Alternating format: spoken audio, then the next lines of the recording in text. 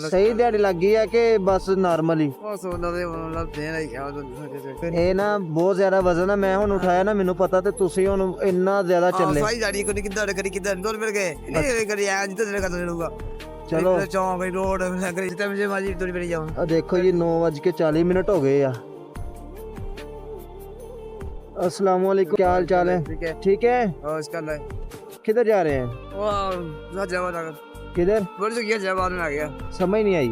हाँ जवाब उधर से जा रहे हैं। उधर क्या करने जा रहे हैं आप? तो पापा जैसे रहा जैसे रही है। अच्छा, आपका घर उधर है? हाँ वो तो बेटी तलियां हो गई छल्ले छुल्ले।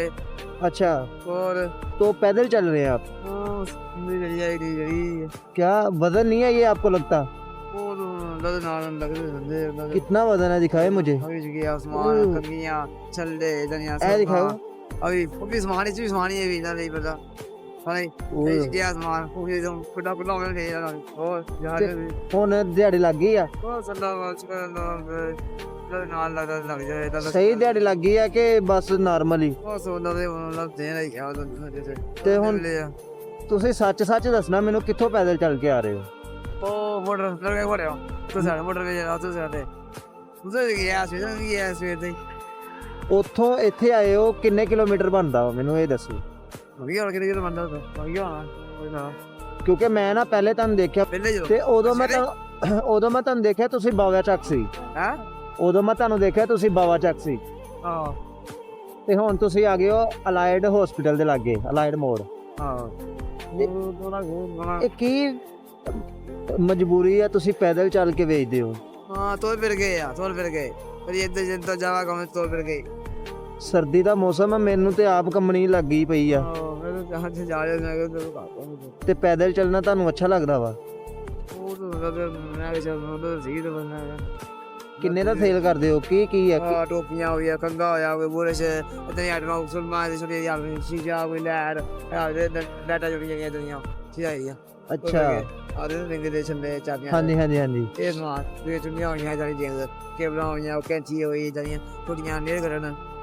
ਖੁਦਾ ਜਾਣਦਾ ਮੈਨੂੰ ਬੜੀ ਸਰਦੀ ਲੱਗਣ ਦੀ ਆ, ਤੁਹਾਨੂੰ ਸਰਦੀ ਨਹੀਂ ਲੱਗਦੀ ਹੈਗੀ? ਹਾਂ ਜਾ ਰਹੇ ਸੀ ਨਹੀਂ, ਤੁਹਾਨੂੰ ਰਕਸ਼ੇ ਤੇ ਬਾਦਾ ਹੈ। ਹਾਂ ਬਈ ਬੋਲੇ ਕਾ ਤੁਹਾਨੂੰ ਮੈਂ ਉੱਥੋਂ ਬੋਲੇ ਦੀ ਝੁੱਗੀ ਤੋਂ ਰਕਸ਼ੇ ਤੇ ਬਾਹ ਦਿੰਦਾ ਵਾ, ਮੈਂ ਕਿਰਾਇਆ ਦੇ ਦਿੰਦਾ, ਠੀਕ ਹੈ? ਚਲੋ ਮੇਰੇ ਪਿੱਛੇ ਬੈਠੋ, ਟੀਵੀ ਲੈ ਲੈਣਗੇ ਤਾਂ ਜਿਹੜਾ ਮੇਰੇ ਪਿੱਛੇ ਬੈਠੋ, ਆਓ ਆਪਣੇ ਭਾਈਓ ਲਿਆਓ। ਫਟਾ ਖੁਦਾ ਜਾਣਦਾ ਬਹੁਤ ਵਜ਼ਨੀ ਹੈ ਤੇ ਇਹਨਾਂ ਦੀ ਹਿੰਮਤ ਹੈ ਜਿਹੜੇ ਇੱਥੇ ਦੇ ਇਸ ਰੋਡ ਦੇ ਰਹਾਇਸ਼ੀ ਨੇ ਨਾ, ਉਹਨਾਂ ਨੂੰ ਪਤਾ ਹੈ ਕਿ ਨਲਕਾ ਕੋਹਾਲਾ ਕਿੱਥੇ ਹੈ ਤੇ ਇਹ ਅਲਾਈਡ ਮੋੜ ਕਿੱਥੇ ਹੈ। ਇਹਨਾਂ ਦਾ ਜ਼ਹਿਨੀ ਤਵਾਜ਼ਨ ਵੀ ਸ਼ਾਇਦ ਨਹੀਂ ਠੀਕ ਹੈਗਾ, ਜ਼ਿਆਦਾ ਬੋਲੀ ਜਾ ਰਹੇ ਨੇ। ਚਲੋ ਮੈਂ ਨਾ ਉੱਥੇ ਜਾ ਕੇ ਫੇਰ ਇੱਕ ਵਾਰੀ ਪੁੱਛਦਾ। ਲਿਆਓ ਦੋ ਫੜਾਓ। ਅੱਛਾ ਮੌਲੀ ਸਾਹਿਬ ਮੇਰੀ ਗੱਲ ਸੁਣੋ, ਦਿਹਾੜੀ ਕਿੰਨੇ ਕੁ ਲੱਗੀ ਤੁਹਾਡੀ?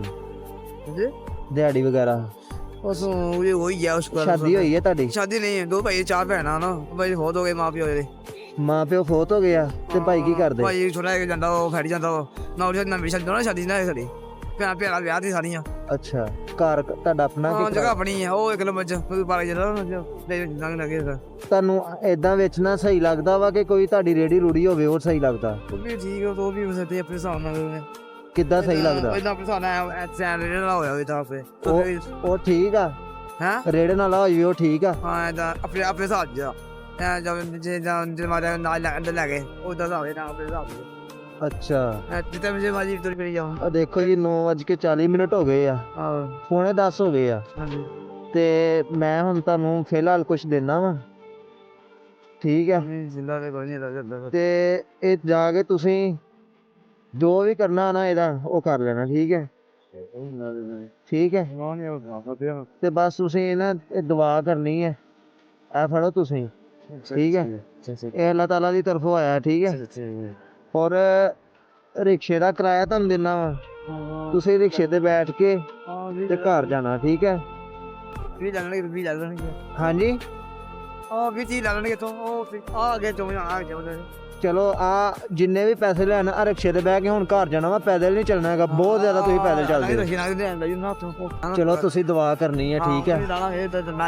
ਠੀਕ ਹੈ ਦੁਆ ਕਰਨੀ ਹੈ ਹੁਣ ਤੁਸੀਂ।